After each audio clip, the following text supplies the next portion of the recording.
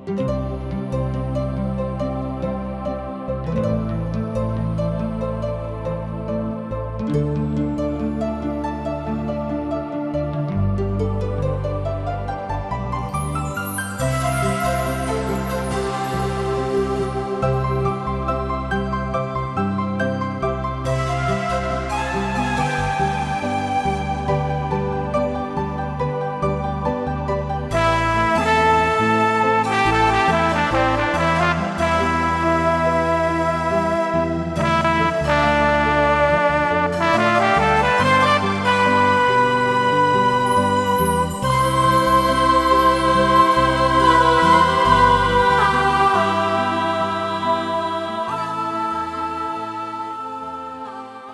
मनुष्य की जिंदगी पाप के कारण तरह तरह की विपत, उलझन और अशांति में पड़ के सही रास्ता से भटक गइल बा। ओके पता नहीं खे कि सही रास्ता का है। यह बतावे बदे TWR जिंदगी की राह कार्यक्रम प्रस्तुत करता कि हर आदमी जिंदगी का उद्देश्य समझ के सही रास्ता पर आगे बढ़ सके, जौना से ओकर मेल मिलाप परमेश्वर से हो जाए। ई कार्यक्रम बाइबल की विधिवत अध्ययन पर आधारित बा। कृपा करके एक कार्यक्रम के देखी और सुनी ताकि परमेश्वर आपकी जिंदगी का रास्ता बतावे वाला ठहरस। वचन अध्ययन से पहले सुनी एगो सुंदर आत्मिक गीत। दया करी प्रभु रउआ दया करे ना हो, दया करे ना भक्त करेलन को हरिया, दया करे ना भक्त करेलन को हरिया, दया करे ना। दया करी प्रभु रउआ दया करे ना हो, दया करे ना। दया करी प्रभु रउआ दया करे ना हो, दया करे ना भक्त करेलन को हरिया, दया करे ना भक्त करेलन को हरिया, दया करे ना।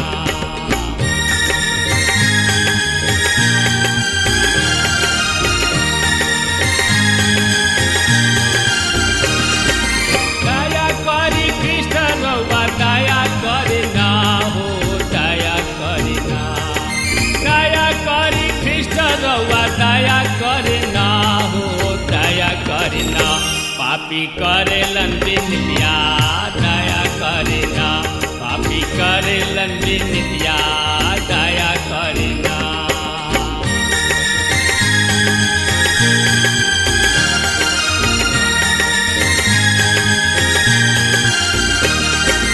हाथ जोड़ी करी प्रभु शरण में सिसवा, दया करे ना।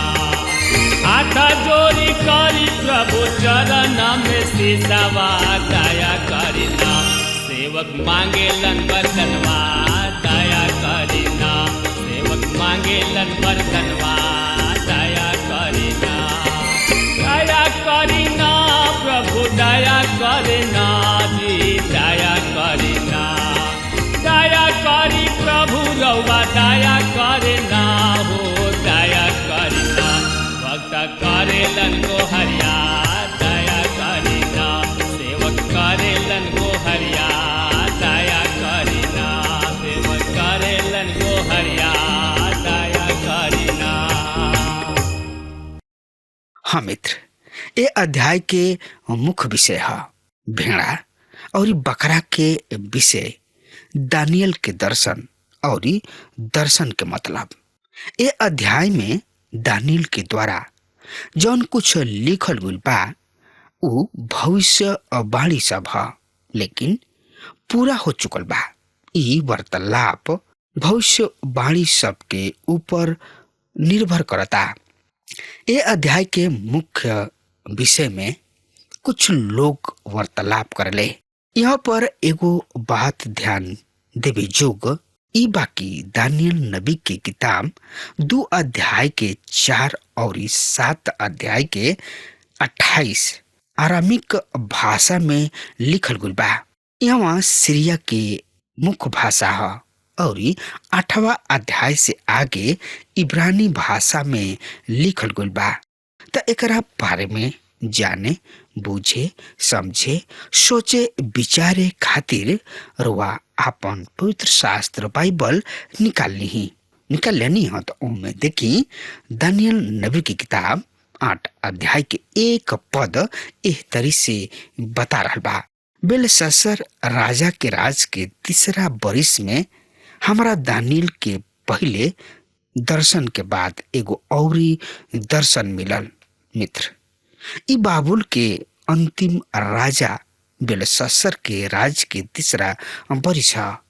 7वां अध्याय में जब उनका के दर्शन मिलल, उ पहला साल रहे। ये तीनों दर्शन ओ राजा के राजकाल के आखिरी काल में मिलल रहे। यही दानियल नबी की किताब 8 अध्याय के 2 पद एह तरी से बता रहा बा। सुन ध्यान से।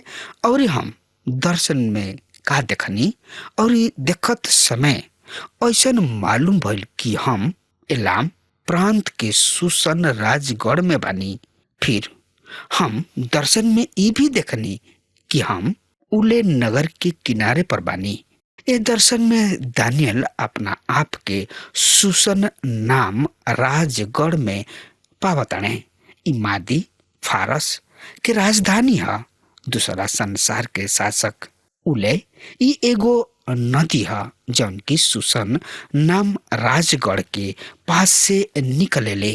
त एकरा बारे में और जाने, बूझे, समझे और सोचे विचारे खातिर वह हमारे संगे आपन पवित्र शास्त्र बाइबल निकालनी और ओह में देखी दानियल नबी की किताब 8 अध्याय के 3 पद एह तरी से बतावता। तब हम आंख उठा के देखनी कि नहर के सामने एगो भेड़ा खड़ा बा, जौना के 2 सिंग बा और दोनों सिंग लंबा रहे, पर एगो सिंग दूसरा सिंग से बढ़ रहे और बाद में निकलल रहे। एगो भेड़ा जौना किने 2 सिंग रहे, ओकर पहचान मादी फारसी सब के राज में रहे। दानियल नबी की किताब 8 अध्याय के 20 पद एह तरी से बता रहल बा। तू जौन की 2 सिंग वाला भेड़ा देखला हा, ओकर अर्थ मादी और फारस के राजा सबसे बा। जब बड़ बा, उ दूसरा सिंह के निकलला के बाद निकलल। दूसरा शब्द में कहल जाओ, यहाँ पर सिंह मादी के पहला आवे के प्रतिनिधित्व करता। जब ग्रोबयास मिधानी जनरल बाबू के नष्ट कैलन, एकरा बाद पारसी शासक राज के प्राप्त कैलन। ई भेड़ा के सिंग एक दूसरा से महत्वपूर्ण समझल जात रहे। दानियल की किताब 8 अध्याय के 4 पद एह तरी से बतावता। हम ओ भेड़ा के देखनी कि उ पश्चिम, उत्तर और दक्षिण के ओर सिंग मार रहल बा। कोनो जानवर ओकरा सामने टिकी ना सकत रहे और ना केहू ओकरा हाथ से छूट सकत रहे, और उ जौन कुछ भी करे चाहले कैले और बहुते बढ़ गले। मित्र, हमने के देखनी हजा कि एगो बकरा पश्चिम दिशा से निकल के सब पृथ्वी के ऊपर के पहला चलत समय जमीनी पर गोड़ ना छुओ, और ओ बकरा के आँखी के बीच एगो देखे जोग सिंह रहे। यही अध्याय के 5 पद एह तरी से बता रहा बा। जब हम विचार करत रही तो देखा, पश्चिम से एगो बकरा पृथ्वी के धरातल के ऊपर से चलल आ रहल बा, पर ओकर गोड़ जमीनी पर ना चलत रहे, यानी कि ना पड़त रहे। और ओह बकरा के 2 आँख के बीच एगो विचित्र सिंह बा, यूनानी के प्रतिनिधित्व करता। तो एकरा बारे में और ज्यादा से ज्यादा जानकारी खातिर रुआ हमरा संगे आपन पवित्र शास्त्र बाइबल निकाल ली और उनमें देखी दानियल नबी की किताब 8 अध्याय के 6 से 8 पद एह तरी से बता रहल बा। और ओ 2 सिंह वाला भेड़ा के पास अइले, जौना के हम नहर के किनारे खड़ा देखले रही और ओकरा पर बड़ा क्रोध से झपटले। और हम देखनी कि ऊ भेड़ा के पास पहुंच के झुंझुलैले और ऊ टक्कर मार के ओकर दोनों सिंग तुर डले और ओकर सामना करे खातिर भेड़ा में कोनो शक्ति न रहल। अतः बकरा ओकरा के जमीनी पर गिरा दियलस और ओकरा के कचार दियलस और भेड़ा के ओकरा हाथ से केहू बचा ना सकल। तब वो बकरा बहुते बढ़ गइल, पर जब ऊ पराक्रमी भइल तबे ओकर बड़ सिंह तुर डालल गइल और ओकरा स्थान पर 4 गो विचित्र सिंह आकाश के चारों दिशा के ओर बढ़े लागल। ऊ ओकरा पर झुंझुलैले और मार डाले खातिर ओकरा ओर दौड़लस। जब बकरा फलवंत भइल त ओकर बड़ सिंह टूट गइल।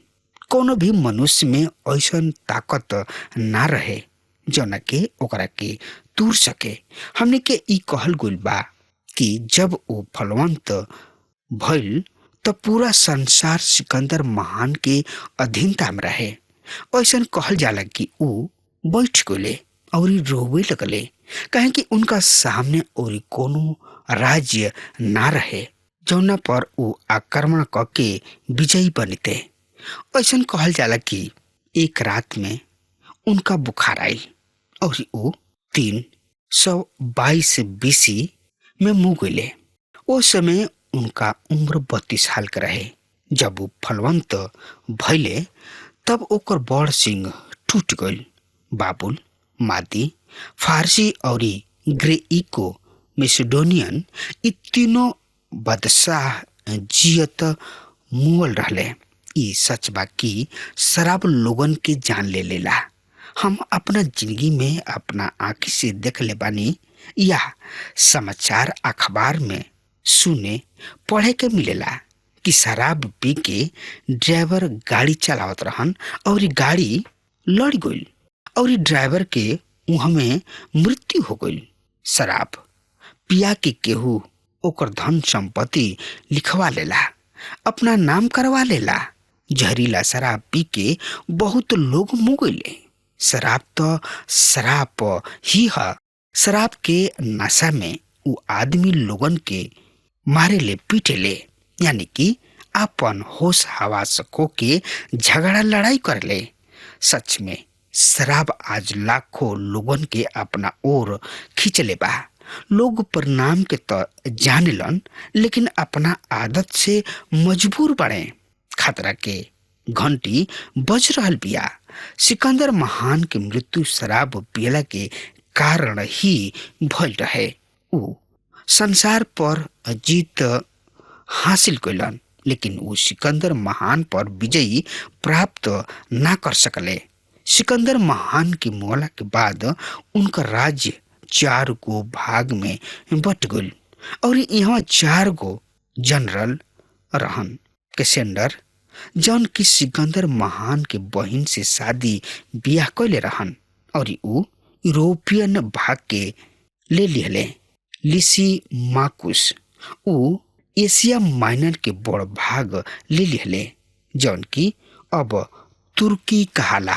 सुल्यूकस एशिया के भाग ले लिहले। मिस्र के छोड़ के पलोलेमी मिस्र और उत्तरी अफ्रीका के भाग ले लिहले। त एकरा बारे में और ज्यादा से ज्यादा जानकारी खातिर रुआ हमरा संगे अपन पवित्र शास्त्र बाइबल निकाल ली हाँ। तो ओमे देखी दानियल नबी की किताब 8 अध्याय के 9 पद एह तरी से बता रहल बा। और ओहमे से एगो रहे जौना में से एगो छोट सिंह निकलल जौन की दक्षिण पूरब और शिरोमणि देश के ओर बहुत ही बढ़ गइल। शिरोमणि देश इसराइल है। छोट सिंह ई उ सिंह ना है जौना के वर्णन बा एकरा पहले की अध्याय में आवतानी। ओ सिंह के उदय चौथा राज से होता और ये छोट सिंह के उदय तीसरा राज से होता। ये छोट सिंह ऐतिहासिक है और उ छोट सिंह भविष्य के प्रकट कर रहल बा। अंतियोकस 175 ईस्वी पूर्व में गद्दी पर बैठलन और यरूशलेम पर आक्रमण कैलन और ओकरा विरोध में मकाबी लोग उठ खड़ा भइले।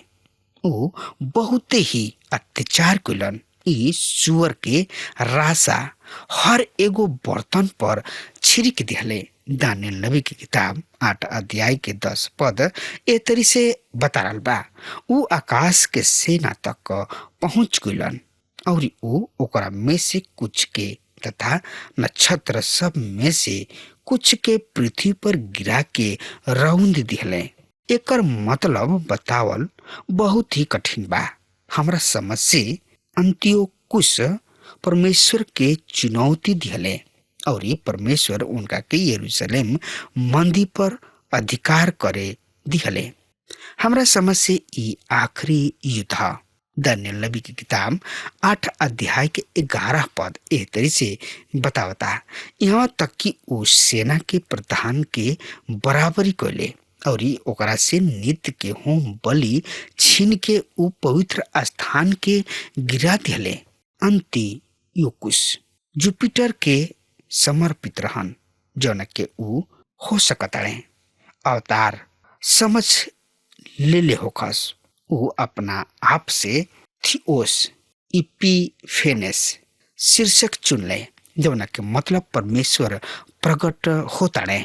दानियल नबी की किताब 8 अध्याय के 12 पद एह तरी से बता रहल बा। और ये अपराध के कारण उ सेना भी नित्य होम बलि सहित सिंह के हाथ में क दिहल जाई और उ सत्य के माटी में मिलाती हैं और आपन मनमानी करी हैं। यहाँ परमेश्वर के इच्छा में भइल कि ई छोट सिंह एक दिन में सफलता के ओर आगे बढ़ल। यही अध्याय के 13 पद में एह तरी से लिखल बा।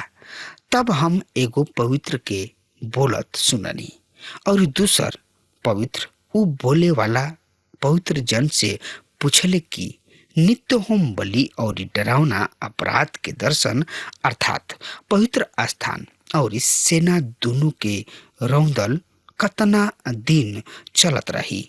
मित्र, संत पवित्र होले।